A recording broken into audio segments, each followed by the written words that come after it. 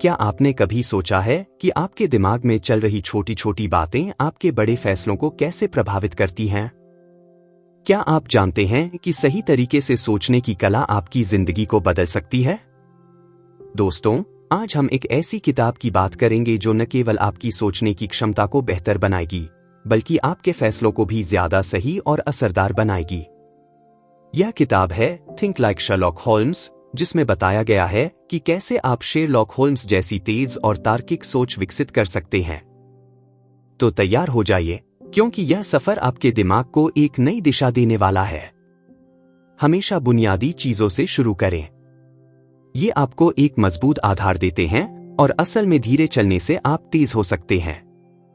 कोनिकावा लिखती हैं, होल्म्स सलाह देते हैं कि हमें बुनियादी चीजों से शुरुआत करनी चाहिए। जैसा कि वह हमारी पहली मुलाकात में कहते हैं, उन नैतिक और मानसिक पहलुओं पर ध्यान देने से पहले जो सबसे मुश्किल होते हैं, जांचकर्ता को सबसे सरल समस्याओं को हल करने में महारत हासिल करनी चाहिए। वैज्ञानिक तरीका सबसे साधारण चीजों से शुरू होता है।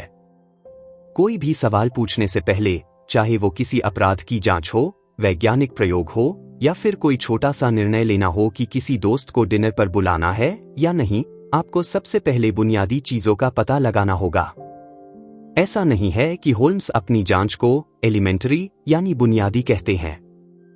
दरअसल वे यह बताना चाहते हैं कि जांच का आधार क्या है और चीजें कैसे काम करती हैं। किसी निष्कर्ष पर पहुंचने के लिए पहले परिकल्पना बनानी पड़ती है। यह कोई मनमानी अटकलें लगाने का काम नहीं है। इसके लिए आपको अपने अनुभव और अवलोकनों का उपयोग करना होगा ताकि उपयोगी और जांच योग्य परिकल्पना बनाई जा सके। कोनिकावा लिखती हैं, जो भी मामला हो, आपको पहले इसे अपने मन में साफ साफ परिभाषित करना होगा और फिर अपने पिछले अनुभवों और मौजूदा अवलोकनों के आधार पर इसे भरना होगा। तभी आप परिकल्पना बनाने की स्थिति में आते हैं। यह वो पल होता है जब जासूस अपनी कल्पना का इस्तेमाल करता है और विभिन्न संभावनाओं पर विचार करता है, केवल सबसे स्पष्ट संभावना पर टिके रहने के बजाय। लेकिन आप यूं ही मनमाने ढंग से परिकल्पना नहीं बनाते। सभी संभावनाएं और व्याख्याएं आपकी प्रारंभिक जानकारी और अवलोकनों से आती हैं। तभी आप जांच करते हैं, आपकी परिकल्पना का क्या मतलब है। इस बिंदु पर होल्म्स सभी संभावनाओं की जांच करेंगे, उन्हें एक एक कर खारिज करेंगे और जो बचेगा वह चाहे कितना भी असंभव लगे, वही सच्चाई होगी। वैज्ञानिक तरीका यह है, समस्या को समझें और इसे सही तरीके से परिभाषित करें, अवलोकन करें, परिकल्पना बनाएं, जांचें और निष्कर्ष निकालें और फिर से इसे दोहराएं। शेरलॉक होल्म्स की तरह सोचना हमें यह सिखाता है कि हम न केवल बाहरी सबूतों पर बल्कि अपनी हर सोच पर भी यह वैज्ञानिक तरीका लागू करें। हमारा दिमाग दो तरह से काम करता है।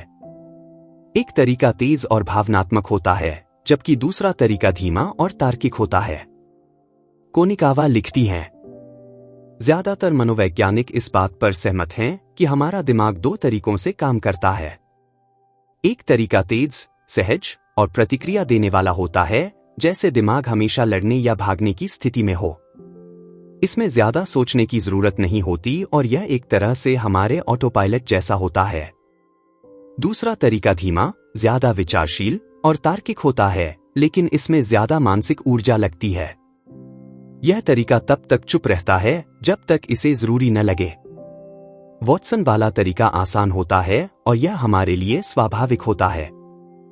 यही हमारा डिफॉल्ट तरीका होता है। कोनिकावा लिखती हैं, मैं इन तरीकों को अपने नाम देना चाहूंगी, वॉटसन सिस्टम और होल्म्स सिस्टम। वॉटसन वाला सिस्टम हमारे सामान्य विचारों का प्रतिनिधित्व करता है, जिसमें हम बिना सोचे समझे फैसले लेते हैं।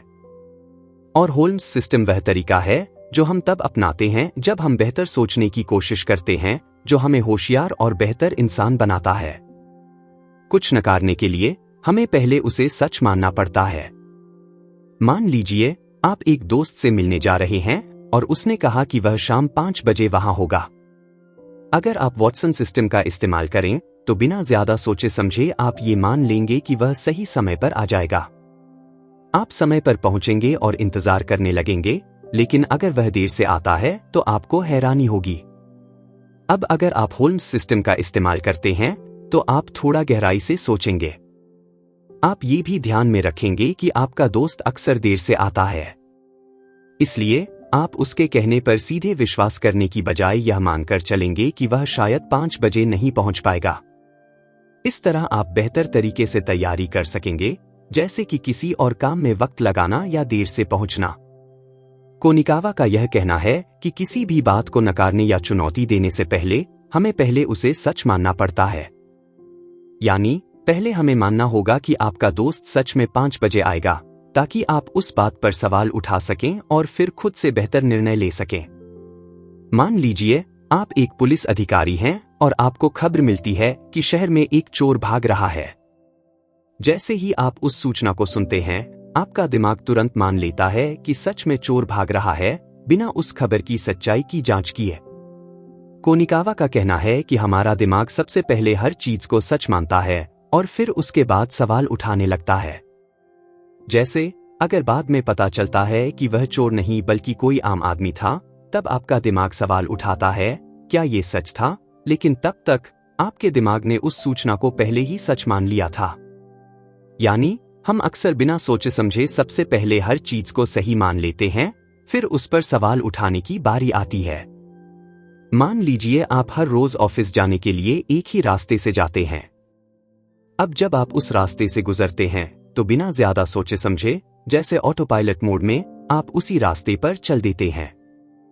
लेकिन अगर अचानक एक दिन उस रास्ते पर कोई रुकावट आ जाए तो आप सोच में पड़ जाएंगे कि अब किस तरफ जाना है। यह वही ऑटो पायलट मोड है जिसका जिक्र कोनिकावा करती है। इस मोड से बाहर निकलने के लिए हमें सचेत होकर सोचना होगा, जैसे कि शेरलॉक होल्म्स करता है। अगर आपको रास्ते के हर मोड़ और दिशा का ध्यान होगा तो आप तुरंत नई राह बना लेंगे, लेकिन इसके लिए आपको दिमाग को जागरूक रखना होगा। उदाहरण के लिए, अगर कोई डॉक्टर बहुत सालों से अपनी प्रैक्टिस कर रहा है तो उसे मरीजों की बीमारियों और उनके लक्षण तुरंत याद आ जाते हैं। लेकिन इसका मतलब यह नहीं है कि वह ऑटो पायलट मोड में काम कर रहा है। उसकी विशेषज्ञता उसे जल्दी और सही फैसले लेने में मदद करती है, क्योंकि वह हर बार मरीज की स्थिति को ध्यान से देखकर नए सिरे से सोचता है।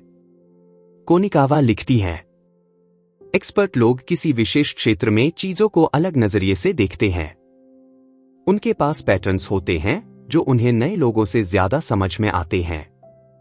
वे वह चीजें देख पाते हैं जो सामान्य लोग नहीं देख पाते। हमारा दिमाग एक स्टोर रूम की तरह है जिसे हमें सही तरीके से व्यवस्थित करना पड़ता है ताकि हम चीजों को सही तरीके से संग्रहित और याद कर सकें। हमारे दिमाग का स्टोर रूम 2 हिस्सों में बांटा जा सकता है, एक है उसकी संरचना और दूसरा है उसकी सामग्री। संरचना से मतलब है कि दिमाग कैसे काम करता है, जानकारी कैसे लेता है और उसे कैसे प्रोसेस करता है। यह संरचना हमेशा एक जैसी नहीं रहती, इसे हम अपने अनुभव और सीखने की क्षमता के आधार पर बदल सकते हैं। मूल रूप से स्टोर रूम की सामग्री वो चीजें होती हैं जो हमने अपने जीवन के अनुभवों से सीखी हैं और याद रखी हैं। कोनिकावा लिखती हैं, हमारा दिमाग हमेशा नई चीजें सीखता है और पुरानी चीजों को छोड़ता है। हमारे सोचने का तरीका, हमारी पुरानी यादें और वर्तमान परिस्थितियां यह तय करती हैं कि हम किस जानकारी को याद करेंगे।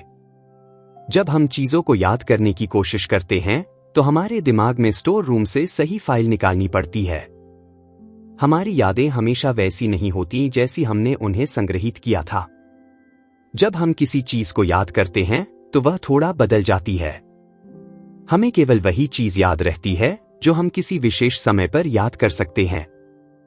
कोई भी जानकारी तब तक उपयोगी नहीं है जब तक हम उसे सही समय पर याद नहीं कर सकते। ध्यान एक सीमित संसाधन है। हम हर चीज पर ध्यान नहीं दे सकते। ध्यान एक सीमित चीज है। एक समय में एक ही चीज पर ध्यान केंद्रित करना संभव है। अगर हम एक से अधिक चीजों पर ध्यान देने की कोशिश करेंगे तो हमारा ध्यान बंट जाएगा और हम किसी भी चीज को सही से नहीं समझ पाएंगे। जब हम अच्छे मूड में नहीं होते तो हम कम चीजें देख पाते हैं। जब हमारा मूड खराब होता है तो हमारी दृष्टि भी कम काम करती है।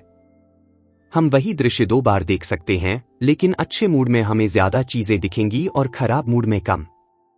हमने देखा कि कैसे हमारी सोच को बदलने के लिए हमें शेरलॉक होल्म्स की तरह सोचने की जरूरत है। आपकी याददाश्त आपकी सोच और आपकी क्षमता को बेहतर बनाने के लिए ये नुस्खे बहुत प्रभावशाली हो सकते हैं। आशा है कि इस किताब की समरी से आपको नई चीजें सीखने को मिली होंगी और आप अपनी सोच को एक नई दिशा देने के लिए प्रेरित हुए होंगे। अगर आपको हमारी इस पुस्तक की समरी पसंद आई है और आप और भी किताबों की समरी सुनना चाहते हैं, तो कृपया हमारे चैनल बुक साउंड को सब्सक्राइब करना न भूलें। हमारी हर नई किताब की समरी के साथ हम आपको और भी ज्ञान से रूबरू कराने के लिए हमेशा तत्पर हैं। धन्यवाद और अगली बार मिलते हैं एक नई किताब के साथ।